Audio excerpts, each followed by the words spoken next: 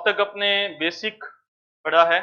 Basic में आपको मैंने बता दिया कार्टेशियन कोऑर्डिनेट सिस्टम क्या होता है, पॉइंट्स के कोऑर्डिनेट क्या होते हैं, डिस्टेंस बिटवीन टू लाइंस क्या होती है, उस पर क्या एप्लीकेशंस हैं, त्रिभुज का क्षेत्रफल कैसे ज्ञात करते हैं, त्रिभुज का केंद्रक, अंतः केंद्र, लंब केंद्र, परिकेंद्र के निर्देशांक कैसे ज्ञात करते हैं, ठीक है, अंतः विभाजन, बाह्य विभाजन का सूत्र क्या होता है और उस पर क्या क्या एग्जाम में सवाल आ चुके हैं, सारी बातें हमने डिस्कस। अब हम नेक्स्ट टॉपिक शुरू कर रहे हैं, सरल रेखा, स्ट्रेट लाइन। ठीक है, स्ट्रेट लाइन की जो इक्वेशन होती है वो x और y दो वेरिएबल्स की लीनियर इक्वेशन होती है, एक घातीय समीकरण होती है। x और y दो चरों की जो एक घातीय समीकरण होती है वो एक रेखा की समीकरण को व्यक्त करती है। बता रहा हूं, प्रूफ नहीं कर रहा। तो अगर आपको किसी भी इक्वेशन में x और y दो वेरिएबल्स लिखे हों लेकिन दोनों की डिग्री एक हो, ना x की डिग्री 2 आनी चाहिए ना y की डिग्री 2 आनी चाहिए, ना ही x और y आपस में मल्टीप्लिकेशन में आना चाहिए, अगर ऐसा लिखा हुआ है तो वो एक लाइन की इक्वेशन को रिप्रेजेंट करता है, एक लाइन की इक्वेशन है। ठीक है, कब? यदि a b c तीनों क्या चीज है, तीनों रियल नंबर्स हैं, लेकिन a और b दोनों एक साथ जीरो नहीं है। इसको मैथमेटिकली में अगर लिखा जाए तो हम इस प्रकार लिखते हैं। ठीक है, दोनों एक साथ जीरो नहीं होने चाहिए। अगर a जीरो है, x वाला नहीं आ रहा तो भी चलेगा, तो भी रेखा है, y वाला नहीं आ रहा तो भी रेखा है, लेकिन दोनों जीरो हो जाए तो फिर तो x भी नहीं है y भी नहीं है तो नहीं, दोनों जीरो नहीं होने चाहिए। तो ये किसकी इक्वेशन है, ax plus by plus c equal to zero, ये एक रेखा की समीकरण है। जैसे एग्जांपल में हम कह सकते हैं 3x minus 2y plus 7 equal to zero, ये एक लाइन की इक्वेशन है, एक रेखा की समीकरण है। अब समीकरण का क्या मतलब होता है, पहले थोड़ा सा वो भी देख लीजिए।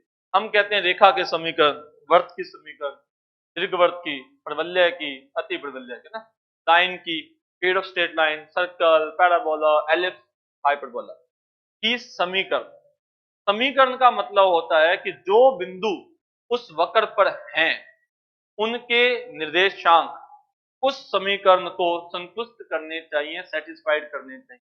जो भी पॉइंट्स उस कर्व के ऊपर हैं उनके कोऑर्डिनेट उसको सेटिस्फाइड करने चाहिए, और जो पॉइंट उस कर्व के ऊपर नहीं है वो उसको सेटिस्फाइड नहीं करना चाहिए। एक भी पॉइंट उसको सेटिस्फाइड ऐसा ना जो उसको नहीं और सेटिस्फाई कर दे।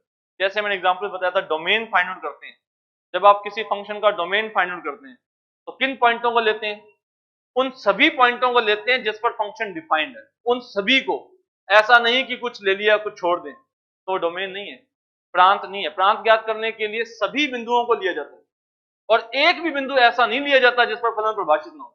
अगर एक भी बिंदु आपने ऐसा ले लिया जिस पर फलन परिभाषित नहीं है तो वो भी डोमेन, वो भी प्रांत नहीं है। हम प्रांत में पढ़ेंगे, फंक्शन बहुत अच्छा खासा टॉपिक है, बहुत जबरदस्त टॉपिक। तो उसी प्रकार से समीकरण का मतलब क्या है, मैं कहता हूं रेखा का समीकरण है तो उसका मतलब रेखा का हर बिंदु संतुष्ट करना चाहिए, और जो बिंदु रेखा पर नहीं है वो संतुष्ट नहीं भी करना चाहिए। ठीक है, इस बात को ध्यान में रखते हुए हम पढ़ते हैं अक्षों के समीकरण और उसके समांतर रेखाओं के समीकरण। भाई जो एक्स अक्ष होता है उस अक्ष के ऊपर जितने भी बिंदु होते हैं सभी बिंदुओं का वाई निर्देशांक क्या होता है, जीरो होता है। एक्स अक्ष के ऊपर सभी बिंदुओं का वाई निर्देशांक जीरो होता है, और इसके अलावा और कोई भी ऐसा बिंदु नहीं है जिसके लिए Y zero. Y equal to zero किन बिंदुओं के लिए होता है, सभी एक्स अक्ष। तो एक्स अक्ष का समीकरण क्या हुआ, y बराबर जीरो।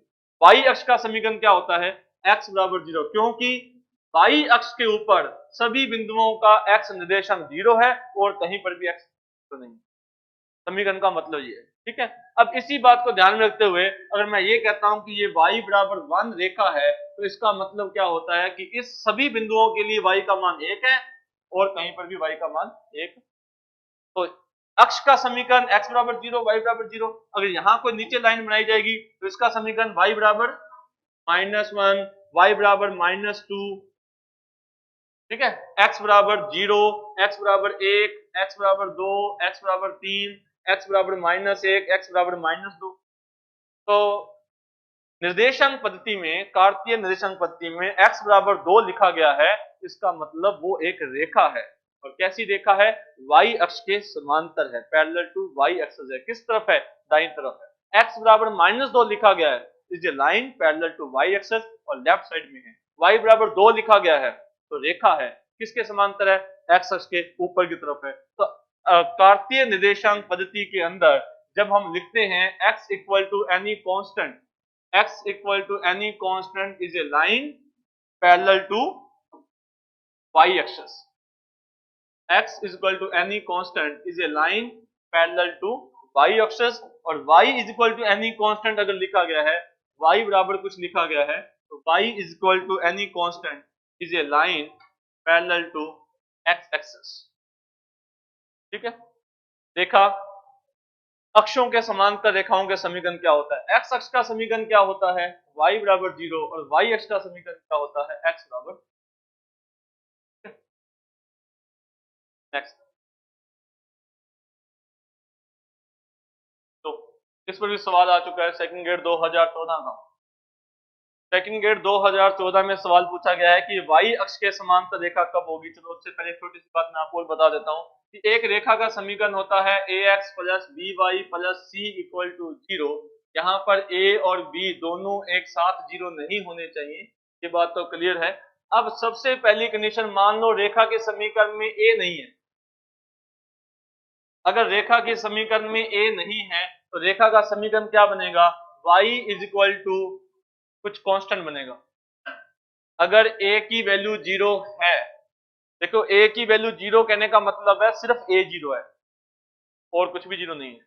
a 0 है तो रेखा का समीकरण में ये नहीं आएगा, तो y बराबर कुछ कांस्टेंट आएगा, और y बराबर कांस्टेंट क्या होता है, line parallel to x axis. तो अगर किसी रेखा के समीकरण में a का मान 0 है, यानी कि x वाला पद नहीं आ रहा, तो वो रेखा x अक्ष के समांतर है। अगर b का मान 0 हो जाए, अगर रेखा के समय b नहीं आ रहा, x equal to any constant बनेगा, और अगर x equal to any constant क्या होता है, रेखा किसके समांतर, y अक्ष के समांतर। और अगर रेखा के समीकरण में c का मान 0 हो जाए, तो c का मान 0 होने का मतलब है कि वो रेखा मूल बिंदु से गुजरती है। देखें, अगर लाइन की इक्वेशन में c नहीं है तो 0 0 इसको संतुष्ट करेगा। x की जगह पर 0 रखें, y की जगह पर 0 रखें, तो लेफ्ट हैंड साइड बराबर राइट हैंड साइड आती है। इसका मतलब 0 0 ओरिजिन उसको सेटिस्फाइड करता है, तो रेखा किस में से गुजरेगी, मूल बिंदु से। और अगर मान लो तीनों में से कोई भी 0 नहीं है, a भी 0 नहीं है, b भी 0 नहीं है, c भी 0 नहीं है, तो वो रेखा दोनों अक्षों पर अंतःखंड काटती है। तो रेखा के समीकरण में x वाला भी आ सकता है, y वाला भी आ सकता है, कांस्टेंट भी आ सकता है। अगर तीनों आ रहे हैं, अगर तीनों ही आ रहे हैं, x वाला पद भी है, y वाला पद भी है, कांस्टेंट भी है, तो वो रेखा दोनों अक्षों को कहीं ना कहीं काट कर जाएगी। अगर x वाला नहीं है, a 0 है, तो कैसी रेखा होगी, x अक्ष के समांतर। अगर b 0 है, यानी कि y वाला नहीं है, x इक्वल टू कांस्टेंट है, तो लाइन कैसी होगी, y अक्ष के समांतर। c 0 है तो मूल बिंदु से, a 0 है तो क्या होगा, b 0 है तो क्या होगा, x वाला पद नहीं आता, y बराबर constant, line parallel to x axis. y वाला पद नहीं आता, x equal to constant, line parallel to x axis. c नहीं आता, अचर पद नहीं आता, तो मूल बिंदु से गुजरेगी। और तीनों ही आ रहे हैं, कोई 0 नहीं है, तो रेखा कैसी होगी, दोनों अक्षों पर अंतःखंड काटने में। ठीक है जी। अब इस पर सवाल बना था, क्या सवाल था ये देखें। सेकंड ग्रेड 2014 वो कहता है कि y अक्ष के समांतर कब होगी। तो y अक्ष के समांतर होने के लिए रेखा का समीकरण क्या होता है, x बराबर कांस्टेंट। ठीक है, तो ये नहीं आना चाहिए, यानी कि b क्या होना चाहिए, b 0 होना चाहिए। लेकिन अगर b 0 है तो रेखा का समीकरण बनता है -c/a। तो ये वाला a जो है ये 0 नहीं होना चाहिए। तो उसने दो ऑप्शन बड़ी मजेदार दिए हैं। पहला ऑप्शन क्या है कि b का मान 0 है और a कुछ भी हो सकता है, कुछ कोई भी वास्तविक संख्या, यानी रियल वैल्यू। और यहां कहता है नॉन जीरो रियल वैल्यू, तो हमें 0 नहीं चाहिए। ठीक है, तो इस केस में क्या आएगा, इस केस में तो सिर्फ एक प्रॉब्लम है कि अगर a 0 हो गया तो क्या होगा, उसके अलावा तो कोई दिक्कत नहीं है। सही आंसर ये है। लेकिन इसमें क्या है, अगर b 0 है और a नॉन जीरो है तो क्या बनेगा, x equal to constant parallel to y अक्षर। और अगर मैं इसकी बात करता हूं, अगर a 0 है तो क्या बनेगा, y equal to constant parallel to x axis. अगर पैरेलल टू x एक्सिस लिखा होता तो ये चौथा ऑप्शन सही था, और पैरेलल टू y एक्सिस लिखा हुआ है दूसरा ऑप्शन सही। ये सेकंड ग्रेड 2014 में इस छोटी सी बात पर भी सवाल पूछा जा चुका है। मोस्ट इंपॉर्टेंट, बहुत प्रॉपर्टी इंपॉर्टेंट बात है। रेखा की प्रवणता, रेखा की ढाल, स्लोप। रेखा की स्लोप किसे कहते हैं, प्रवणता किसे कहते हैं, किसी रेखा का जो एक्स अक्ष के साथ झुकाव है, कितनी झुकी हुई है, उसका मैथमेटिकल मेजरमेंट, उसका प्रवणता कहलाती है। जैसे मैंने आपको बताया था ना, हर पदार्थ की गुणांक होते हैं ना, चांदता गुणांक जिसको कहते हैं, अपवर्तन गुणांक होता है, विशिष्ट प्रतिरोध होता है, जो उसकी नेचर बताता है। उसी प्रकार से एक लाइन है, वो एक्स अक्ष के साथ कितना झुकी हुई है। हम अगर ये कह दें कि भाई ये वाली लाइन कम झुकी हुई है, ये वाली ज्यादा झुकी हुई है, या उससे कम झुकी हुई है, ये तो मैथमेटिकली मेजरमेंट नहीं हुआ ना, ये तो सिर्फ वर्बली बात होगी। तो किसी रेखा का एक्स अक्ष के साथ जितना झुकाव है, उसका मैथमेटिकली मेजरमेंट जो होता है वो उसकी प्रवणता कहलाती है। ये तो डेफिनेशन टाइप हुआ। डेफिनेशन क्या होती है, फॉर्मूला क्या होता है, यदि कोई रेखा एक्स अक्ष के साथ धनात्मक दिशा के साथ, पॉजिटिव डायरेक्शन के साथ थीटा कोण बनाती है, तो जो टेन थीटा की वैल्यू होती है वो उस रेखा की प्रवणता, झुकाव, ढाल, ग्रेडियंट, स्लोप कहलाती है। किसी लाइन की स्लोप क्या होती है, किसी रेखा के द्वारा एक्स अक्ष की पॉजिटिव डायरेक्शन के साथ अगर एंगल थीटा है तो जो उसकी टेन थीटा की वैल्यू है वो उसकी स्लोप है। किसी रेखा की स्लोप को हम किसके द्वारा लिखते हैं, सामान्यतः m के द्वारा लिखा जाता है। ठीक है, प्रत्येक रेखा की जो स्लोप होती है वो यूनिक होती है। हर रेखा का झुकाव, हर रेखा का जो प्रवणता है वो यूनिक है। ठीक है, जैसे कोई रेखा 30 डिग्री कोण बनाती है तो tan 30 का मान 45 बनाती है, tan 45 का मान 120 बनाती है, tan 120 का मान तो यूनिक है। दो कोण तो बनाने से नहीं, एक रेखा एक्स अक्ष की पॉजिटिव डायरेक्शन के साथ एक ही कोण बनाएगी तो उसकी tan थीटा की वैल्यू यूनिक है। लेकिन एक ही प्रवणता वाली कई रेखाएं हो सकती है। जैसे मैंने आपको कल भी बताया था कि एक व्यक्ति का नाम एक होता है लेकिन उस नाम वाले कई व्यक्ति हो सकते हैं। ठीक है, तो प्रत्येक रेखा की प्रवणता यूनिक होती है, लेकिन उस प्रवणता वाली कितनी ही रेखाएं हो सकती है। दूसरी बात मैंने क्या बताई थी कि जो एंगल होता है वो एंगल कितना होता है, या जो प्रवणता होती है, प्रवणता कितनी होती है, माइनस इन्फिनिटी से लेकर प्लस इन्फिनिटी। किसी रेखा की जो प्रवणता है वो माइनस इन्फिनिटी से लेकर इन्फिनिटी तक हो सकती है। इन्फिनिटी के साथ इक्वल का साइन है, माइनस इन्फिनिटी के साथ नहीं। ऐसा क्यों, वो आगे डिस्कस करें। अब बताइए, एक्स अक्ष जो है वो खुद के साथ कितने डिग्री का कोण बनाती है, 0 डिग्री का, और एक्स अक्ष की प्रवणता कितनी होती है, tan 0 डिग्री यानी कि 0।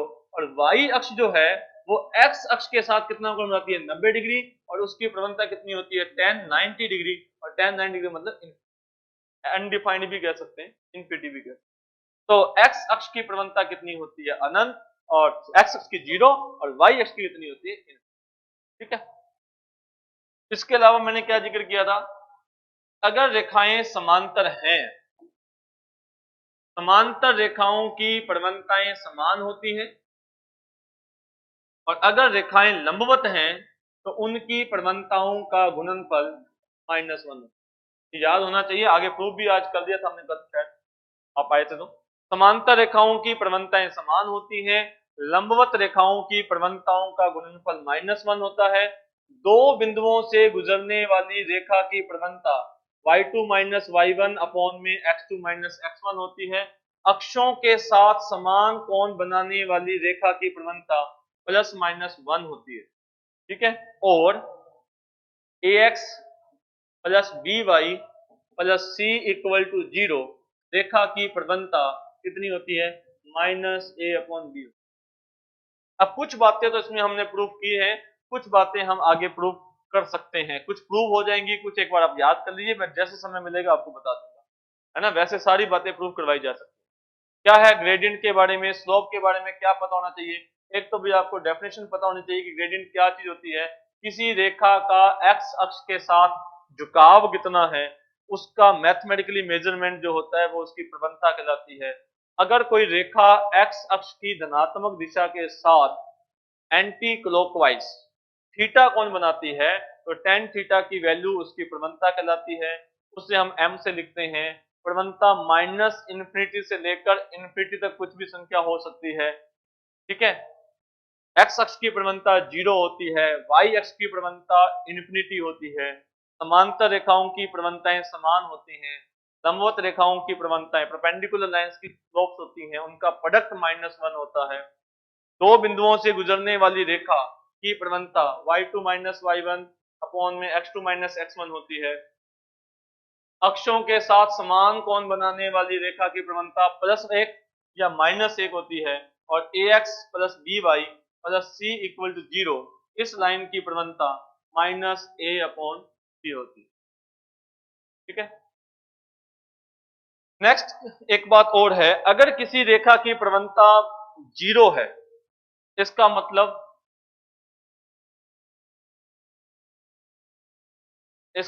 या तो वो x अक्ष है या x अक्ष के समांतर है।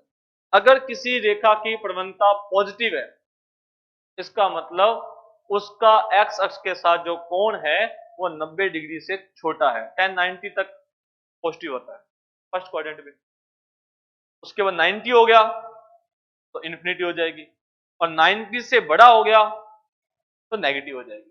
किसी लाइन की स्लोप अगर 0 है, इसका मतलब या तो वो x अक्ष है या पैरेलल टू x अक्ष।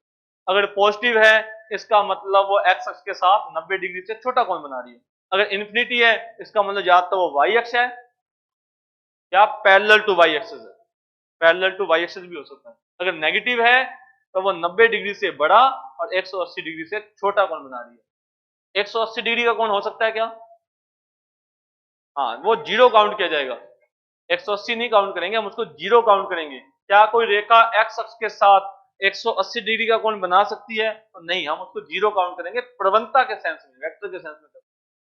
वेक्टर का सेंस होता ना तो हम करते, इधर डायरेक्शन है तो 0, इधर डायरेक्शन है तो 180, समझे बात, वो करते। लेकिन प्रवणता के सेंस में 0 डिग्री, 180 नहीं। और क्या मोर देन 180 हो सकता है क्या? कोई रेखा x अक्ष के साथ मोर देन 180 एंगल बनाती है?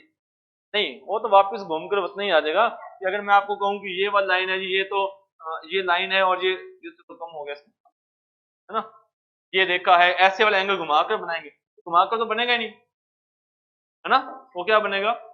लेस देन बन जाएगा। जैसे ये है, फिर आपने ये बना दी तो ये वाला कोण आ गया, अब और घुमाओगे तो क्या हो जाएगा? फिर छोटा कोण आ जाएगा, मोर देन 180 नहीं होगा। कहने का मतलब थीटा की वैल्यू 0 डिग्री से लेकर लेस देन 180 तक जो थीटा की वैल्यू है वो 0 डिग्री हो सकती है। 0 डिग्री का मतलब है x उसकी प्रवणता 0 है, या तो वो x अक्ष है या उसके समांतर है। पॉजिटिव है तो 90 डिग्री से छोटा कोण बनाती है। इन्फिनिटी है तो या तो y अक्षर है या उसके समांतर है। नेगेटिव है तो 90 से बड़ा, 180 से छोटा, 180 नहीं, ठीक है। प्रवणता के बारे में, प्रवणता की क्या क्या विशेषताएं होती बता दी आपको। रेखा की समीकरण के प्रकार, फिर से दोबारा बता रहा हूं।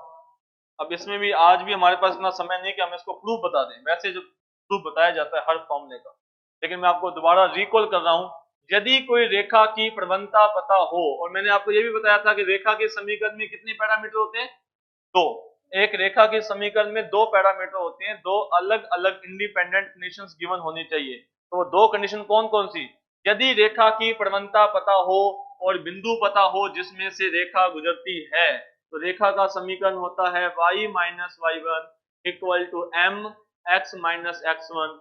बहुत इंपॉर्टेंट है, जब तक 2D चलेगा तब तक ये फॉर्मूला चलेगा। एक बिंदु से गुजरने वाली रेखा का समीकरण, दो बिंदुओं से गुजरने वाली रेखा का समीकरण। अगर आपको ये पता है कि रेखा दो बिंदुओं से गुजरती है, तो इन दो बिंदुओं से गुजरने वाली रेखा का समीकरण y माइनस y1 बराबर में y2 माइनस y1 अपॉन में x2 minus x1 into X minus x one. प्रवणता की जगह पर मैंने क्या कर दिया, दो बिंदुओं से गुजरने वाली रेखा की प्रवणता का फॉर्मूला लिख दिया और उस पर बाकी सब चीजें सेम है। अंतःखंड रूप का मतलब क्या होता है, यदि कोई रेखा एक्स अक्ष को ए बिंदु पर मिलती है, वाई अक्ष को बी बिंदु पर मिलती है, तो ओ से लेकर ए तक की लंबाई रेखा के द्वारा एक्स अक्ष पर काटा गया अंतःखंड कहलाता है, एक्स इंटरसेप्ट। और ये लंबाई क्या कहलाता है, वाई इंटरसेप्ट कहलाता है। अगर आपको ये लंबाई पता है और ये लंबाई पता है तो रेखा का समीकरण होता है X upon A plus Y upon B equal to 1। इसे कहते हैं लाइन का इंटरसेप्ट फॉर्म। क्या पता होना चाहिए, एक्स इंटरसेप्ट मतलब ये डिस्टेंस कितनी है और वाई इंटरसेप्ट ये डिस्टेंस कितनी है। ये दोनों डिस्टेंस पता है तो लाइन का इक्वेशन फाइंड आउट किया जा सकता है। Next, Y intercept form. यदि हमें एक इंटरसेप्ट पता हो, कौन से वाला, वाई अक्ष पर काटा गया अंतःखंड पता हो, सिर्फ एक पता हो दूसरा ना पता हो, तो दोनों ही पता है तो पिछला फॉर्मूला यूज हो जाएगा। अगर एक पता है और उसकी स्लोप पता है, उसकी ढाल पता है, तो रेखा का समीकरण होता है y बराबर एम एक्स प्लस सी। y बराबर एम एक्स प्लस सी। एम क्या चीज है, रेखा की प्रवणता, और सी क्या चीज है, रेखा के द्वारा y अक्ष पर काटा गया अंतःखंड। फिर भी डाउट हो 11th क्लास की बुक देखें, कोई एक वीडियो सुन लेना आप, जो हमारी रिकॉर्डेड वीडियो अवेलेबल है उसको सुनना, प्रूव करवाया गया हर बात को, पूरा कष्ट करना पड़ेगा, है ना। Normal form. अविलंब रूप क्या होता है, यदि किसी रेखा पर मूल बिंदु से डाले गए लंब, ओरिजिन से जो परपेंडिकुलर ड्रॉ किया गया उसकी लेंथ पता है और उसके द्वारा एक्स अक्ष की डायरेक्शन के साथ बनाया गया एंगल पता है, इस रेखा का समीकरण होता है X cos alpha plus Y sine alpha equal to P. P क्या चीज है, रेखा पर मूल बिंदु से डाले गए लंब की लंबाई, और अल्फा जो है उस लंब के द्वारा, उस परपेंडिकुलर के द्वारा बनाया गया एंगल। सिमेट्रिक फॉर्म क्या होता है, इसमें आपको पॉइंट पता होना चाहिए किस बिंदु से गुजरती है, और एक्स अक्ष के साथ जो एंगल बनाती है वो एंगल पता होना चाहिए, वो कोण पता होना चाहिए। अगर ये दो बातें आपको पता है तो रेखा का समीकरण होता है x minus x one upon cos theta equal to y minus Y one upon में sine theta equal to are.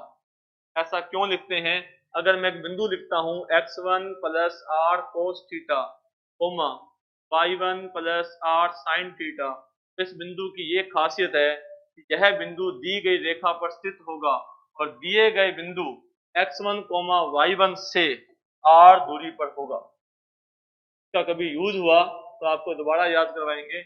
इस बिंदु की क्या खासियत है, यह बिंदु दी गई रेखा पर स्थित है और दिए गए बिंदु से r दूरी पर है। दिए गए बिंदु से r दूरी पर दो पॉइंट होंगे, एक अगर ऊपर की तरफ है तो एक हम नीचे की तरफ भी कह सकते हैं। दूसरा पॉइंट कौन सा होगा, x1 minus R cos theta, y1 minus R sine theta. इसका कम यूज होता है लेकिन आपको पता होना चाहिए। रेखा की समीकरण के हमने क्या क्या प्रकार पढ़े, पहला प्रकार क्या पढ़ाया था आपको, जनरल फॉर्म। ये क्या है, रेखा के समीकरण का व्यापक रूप है।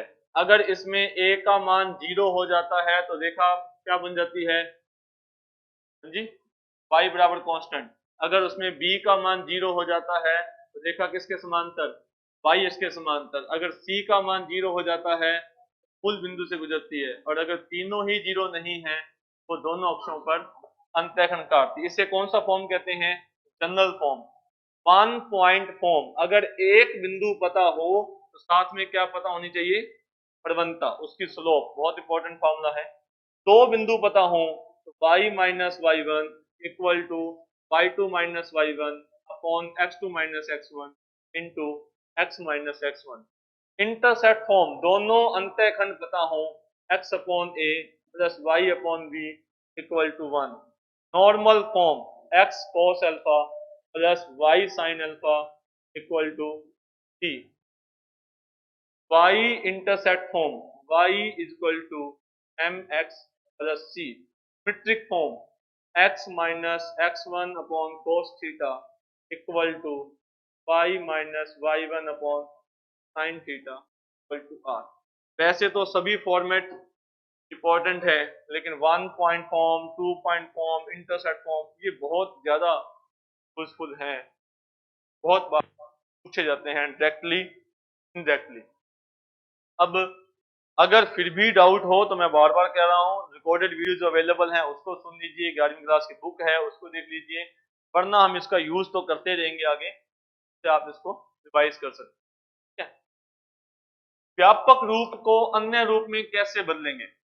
अगर मान लीजिए आपके पास एक इक्वेशन दे रखी है ax plus B Y plus C equal to 0, आपको इसे ढाल रूप में बदलना है, y बराबर mx प्लस सी में बदलना है, तो आप क्या करेंगे, b y is equal to minus a x minus c, और इसका डिवाइड कर देंगे b का, minus a upon b x minus c upon b. इससे क्या पता चलता है, अगर इसकी तुलना की जाए y बराबर एम एक्स प्लस सी के साथ, तो हमें ये पता चलता है कि जो लाइन की स्लोप है वो किसके इक्वल है, माइनस ए अपॉन सी। और ये फार्मूला मैंने जब हम स्लोप पढ़ रहे थे तो बताया था कि a x plus B Y plus C equal to 0, line की स्लोप क्या होती है, माइनस ए अपॉन बी। कैसे आया वो बता दिया। अंतःखंड रूप में बदलना या इस रूप में बदलना कोई मुश्किल नहीं है, आप बदल सकते हैं अगर जरूरत पड़ेगी तो। अंतःखंड रूप में बदलने के लिए क्या करेंगे, इसके लिए मैं एग्जांपल ले रहा हूं। मान लीजिए मेरे पास एक इक्वेशन लिखी गई है 2x minus 3y minus 6 equal to 0, और आपको इसे इंटरसेप्ट फॉर्म में बदलना है। सबसे पहले कांस्टेंट को दाईं तरफ लेके जाएं, 2x minus 3y equal to 6, constant का डिवाइड कर दें, 2x upon 6 minus 3y upon 6 equal to 1, और ये क्या बन गया, x upon 3 plus y upon minus 2 equal to 1। इस तरह से हम रेखा के समीकरण को किसमें बदलते हैं, अंतःखंडों में। क्या होना चाहिए, दाईं तरफ क्या होना चाहिए, एक होना चाहिए, x के बटा में कुछ होना चाहिए, फिर बीच में प्लस का निशान होना चाहिए, y के बटा में कुछ होना चाहिए। तो ये रेखा x अक्ष पर कितना अंतःखंड काटती है, प्लस का 3, y अक्ष पर माइनस का 2। तो इससे हम क्या लाइन को बना भी सकते हैं, अगर आप बनाना चाहें तो x अक्ष पर प्लस का 3, y अक्ष पर माइनस का 2, तो ये लाइन इस तरह से गुजरी, यहाँ पर प्लस का 3 आएगा, यहाँ पर माइनस, डिस्टेंस तो 2 ही है नीचे की तरफ। और बाकी भी इसके बारे में बहुत सारी बातें पूछ सकते हैं, बनाई जा सकती है। क्या कहते हैं, रेखा के समीकरण का व्यापक रूप को में बदलना, उसके अंतःखंड रूप में बदलना। इंपॉर्टेंट होता है अभिलंब रूप में बदलना। अगर आप रेखा के समीकरण को अभिलंब रूप में कैसे बदलते हैं, उसका भी मैं एक एग्जांपल आपको बता देता हूं। मान लो ये क्वेश्चन है, हमें इसे अभिलंब रूप में बदलना है, नॉर्मल फॉर्म। नॉर्मल फॉर्म क्या होती है हमारे पास, x cos alpha plus y sin alpha equal to, अगर आप इसे नॉर्मल फॉर्म में बदलना चाहते हैं तो सबसे पहला काम है जो कांस्टेंट है उसको दाईं तरफ लेके जाएं। कांस्टेंट को दाईं तरफ लेके जाने के बाद कांस्टेंट पॉजिटिव होना चाहिए, अगर पॉजिटिव है तो ठीक है, अगर पॉजिटिव नहीं है तो माइनस से गुणा कर दीजिए। अगर मान लो यहाँ प्लस का 3 होता तो हम क्या करते, उधर ले जाकर फिर माइनस से गुणा भी करते। ये पॉजिटिव क्यों होना चाहिए, ये क्योंकि ये p क्या चीज है, मूल बिंदु से डिस्टेंस, दूरी है मूल बिंदु से, और डिस्टेंस नेगेटिव की नहीं होती, इसलिए वो प्लस होना चाहिए। अब उसके बाद हमें किसका डिवाइड करना है, जो x के साथ लिखा हुआ है, जो y के साथ लिखा हुआ है, a का स्क्वायर प्लस b का स्क्वायर का वर्गमूल। a का मान कितना है, वर्गमूल 3, b का मान कितना है, माइनस 1, तो किसका भाग करना है, वर्गमूल 3 का स्क्वायर और माइनस 1 का स्क्वायर। ऐसा क्यों करते हैं वो भी आगे जिक्र आएगा, तो जिक्र आएगा। इसका भाग करना है, ये कितना आ गया, 3 और 1 4, तो वर्गमूल 2, 2 का भाग कर दीजिए, 2 का भाग कर दीजिए। 2 का भाग देने के बाद ये रेखा का कौन सा रूप है, अभिलंब रूप है। क्या बात का ध्यान रखना है, पहली बात कांस्टेंट को दाईं तरफ लेके जाना है। कांस्टेंट क्या होना चाहिए, पॉजिटिव, पॉजिटिव है तो ठीक है, नहीं तो माइनस से गुणा कर दो। क्यों होना चाहिए, क्योंकि भाई दूरी माइनस में तो होने से रही है ना, मूल बिंदु से डालेंगे लंब की लंबाई, अगर उसको माइनस में लिख दिया तो फिर आपके कोस अल्फा साइन अल्फा गलत हो जाएंगे, तो वो दूरी प्लस की होनी चाहिए। अब किसका भाग करना है, वर्गमूल ए स्क्वायर प्लस बी स्क्वायर का डिवाइड करना है। ए क्या चीज है, एक्स का गुणांक, बी क्या चीज है, वाई का गुणांक। इसका ही क्यों भाग करते हैं वो आगे का पॉइंट है। इसका भाग देने के बाद जो एक्स के साथ लिखा हुआ है ये किसका मान है, ये कोस अल्फा का मान है। जो y के साथ लिखा हुआ है वो किसका मान है, वो साइन अल्फा का मान है। जो दाईं तरफ लिखा हुआ है ये किसका मान है, मूल बिंदु से डाले गए स्तंभ की लंबाई या रेखा की मूल बिंदु से दूरी है। तो अब मुझे यहां से बताइए कि अल्फा का मान कितना आएगा। तो कोस अल्फा क्या होना चाहिए, पॉजिटिव, और साइन अल्फा क्या होना चाहिए, नेगेटिव। तो कौन से क्वाड्रेंट में, फोर्थ क्वाड्रेंट में।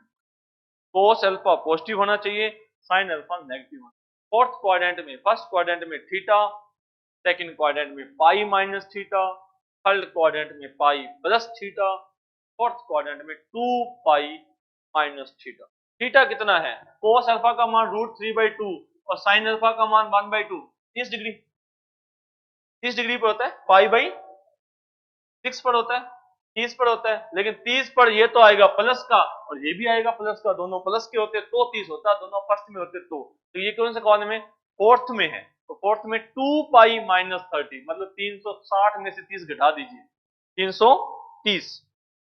330 डिग्री का मान अगर आपसे पूछा जाएगा तो कोस का मान प्लस में आएगा और साइन का मान माइनस में आएगा, इतना ही आएगा। कोस मतलब अल्फा कितना है, 330 डिग्री।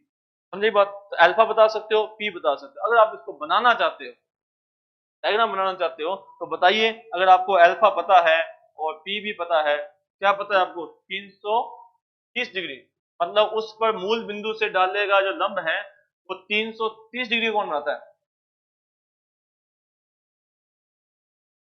इस तरह से। और एंगल समझते हो, आजा भाई, यहां से लेकर